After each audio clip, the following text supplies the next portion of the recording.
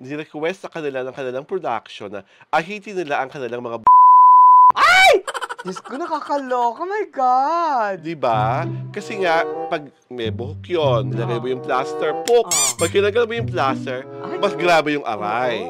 Dahil itong dalawang BL1 at BL2 na actor, hindi naman pala masyadong gifted child.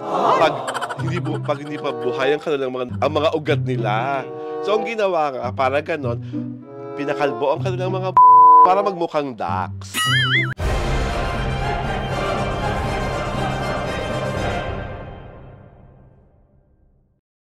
Eto na nga ba kinasabi ko, pag linggo. My God! Iba, iba na naman itong blind item na to. At talaga, ewan ko ha, pag linggo talaga, favorite natin pinag-uusapan yung mga kung anong bahagi ng katawan ng isang lalaki. Eto na nga. Itong dalawang BL actors na ito, si BL1 at si BL2, ay magkasama sa isang pelikula na syempre, alam nyo na, may eskrimahan, di ba? Diyos ko, fencing ito? May fencing, alam nyo na ha, BL equals fencing.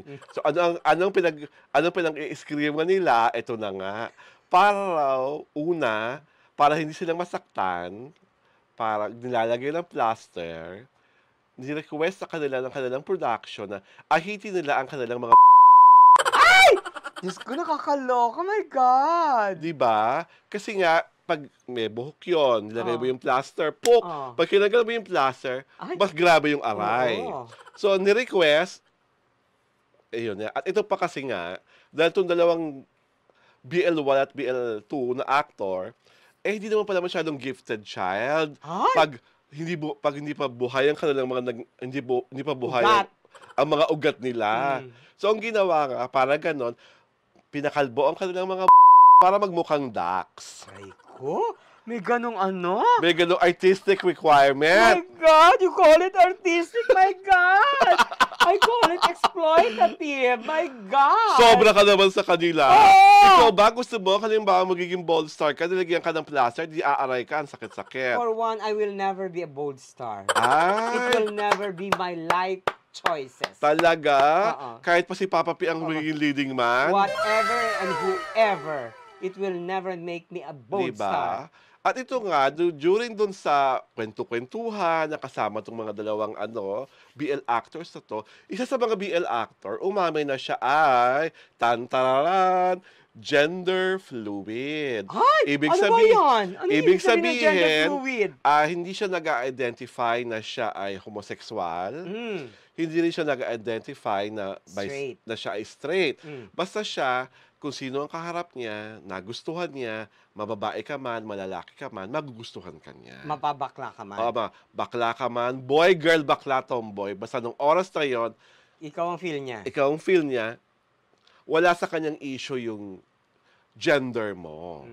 So, itong si gender fluid actor at itong kanyang BL actor 2, nagkaroon syempre namang love scene sa pelikula. Ito nga nakakaloka, di ba? Meron pa nga silang eksena na naliligo sa shower. Di ba? Basa-basaan silang ganyan. Tapos sa picture, kita-kita yung ari-arian nilang magkatapat na ganyan. What? Hindi ko kinakaya. Syempre, hindi pala umuulan. Binubuhusan sila ng shower. O di, yung ari-arian, lalong gumanon. Ay! Diyos ko, my God!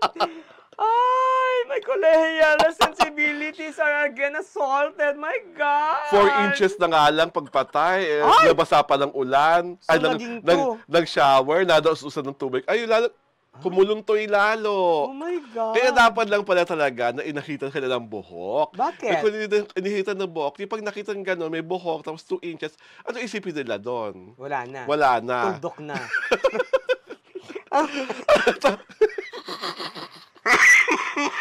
Parang ano lang sila, hermaphrodite. Mga lalaki, hindi natin sigurado kung may caps o may pagkalalaki. Diba kung ganon? Alam mo, I find it absurd na kailangan may mga ganyang-ganyang ng eksena? Eksena na ano. Diba parang, I think all are exploitative, my God. All bold movies. Are exploitative in nature. Kasi talagang parang gusto na nilang pakita the real thing. Di ba? Parang ayaw na nilang i-fake lahat. Di ba? Okay. Which to some people is very good. Kasi nakikita nga naman nila lahat nakabuyang yan, lahat nakaano, di ba? Yung iba naman kasi, parang, is that how you make your art? Hindi mo ba pwedeng maganda naman daw ng kwento itong ni BL1 at ni BL2. Naku, lagi. Ano mga kwento niyan? My God, lagi nung Diyos ko, pare-parang kwento niyan. Blossoming of a BL romance in the province. Dalawang estranghero nagkakitaan, nagkaibigan. Diyos ko, alam mo, pare-pareho naman ganyan ang mindset, pare-pareho naman ganyan ang storyline, iniiba lang yung location, loka-loka. Talaga? So, between BL1 and BL2 actor, sino ang mas type mo? Sino ba si BL1? Parang si BL1 yung yung type ko, yung gender fluid. Yung gender fluid. Ay, cute siya. Totoo. Oh my God, mahal ko na siya. Charot! At ang bango-bango. Oo, di ba? Parang, di ba na-interview natin? Yes! My God! Diba? At pag niyakap-yakap ko ni BL1, ha? Diyos ko, Panginoon. Parang madudurog ka. Ako, ang gusto ko talagang malaman, patikin nga. Tubo na. Oh my God! Oh my God! Diba? And he has a charming smile. Oo, diba? talagang At talagang ha, sa totoo lang ha. Tama yung lips. Ano talaga siya, pang matinee idol. Kung hindi nga niya inamin na gender fluid siya, hindi ka maniniwala. Walang kahit na anong diba, ka talaga, makatanso. Oo. Bulaluhan portion.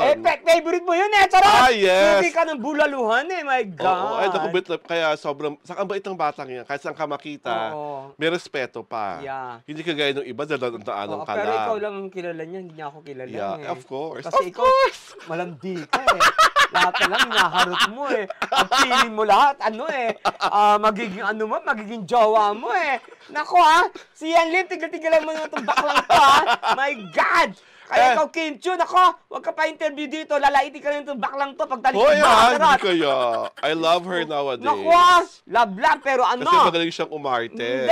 Diba? So sa akin lang, sana maging matagumpay ang mga karera ni BL1 at ni BL2. At sana lang ang wish ko nung tumutubo na ang mga hindi kayo masyado nakate. Oh my God. Diba? Ay ba kasi kaya yung pag tumutubo, diba? Lalo na pag nagpapawax ka, nararamdaman mo talagang makate. Whatever, diba? Diba? Tsaka tawag dito? Tama na yung mga ahit-ahit na yan, Diyos ko dahil. Diba? Parang mas natural nga pag walang, pag mas maganda pag meron. Diba? Ako talaga, diba? Ayaw sabihin. Nahiya ka pa niyan! Gaga ka. Bongga talaga kay lalaki yung may buhok-buhok. Diba? Sa akin ka, the bushier, the better. Ay! Tapos yung ang maaamoy mo, hinog na bayabas. Oh my God! Yung aroma na yung aroma na naaamoy mo sa paligid-ligid. Diyos ko, I don't eat bayabas na may amoy. Nakaka-intoxicate. Pagka nagsisigang na bayabas yung kapitbahay. Naduduwal ka? Pagising ko, what's that? Oh my God, it's amoy patis. Di ba sa akin talaga parang mas totoo, mas bongga. It adds more appeal kung totoo. Yung walang, di ba? Saka sa akin lang naman to. Huwag kayong magagal sa akin, mga paminta ha. Pag ang lalaki talaga, nagtitrim ng kanilang buhok down there, automatic, bakla. Grabe ka naman. Ang lalaki kasi, hindi sila conscious sa ganun. Alam nila na lalaki ko, ganito dapat. Diba? Pero the moment na kinalikot nila yung mga ganung nether region sila, trim at kung ano-ano pa, kung hindi yan bakla, pupapatol sa bakla, o kaya pamintang nagtatago sa pagiging paminta. Durog ba o buo? Durog na durog, Mars! Oh my God! Diyos ko, you are so Ay, hindi ako nagja-judge siya. I'm speaking from experience. Speaking from experience! Akala ko, you don't judge, you interpret. Charot! Oo. Hindi kasi ang dami kong naging ka-close. Naging ka-close na paminta. Na pag binubuyagin nila ang mga dapat na buyayan, kita ko agad, trimmed. So, bakit ka nagtitrim? Gaga kasi graduate ng landscaping. Sabihin nila, kasi mas hygienic. Mas hygienic. Diba? Ang linis. May health, pala ang linis. Explanation ang clinical. Busilak na busilak sa pagka-hygienic. Yeah. Tigilan ako. And on that note, bago sa naman tumapunta, at baka mamaya mahamon ko pa si Kumaring Uto Maldita kung meron siyang collection na natago sa paligid-ligid ng linga. No, I Mag-subscribe na po kayo sa aming YouTube channel sa Diaryo Tirada. At syempre pa, i-follow kami sa aming Facebook pahina para hindi kayo maiiskupan. Ito po si Alwin Ignacio, the diva that you love. Kasama ko si aking kumaring Ultra Maldita. Hi, this is Alex Brosas. Ito po ang Taraya na Talakayan Showbiz Edition, The TT Show.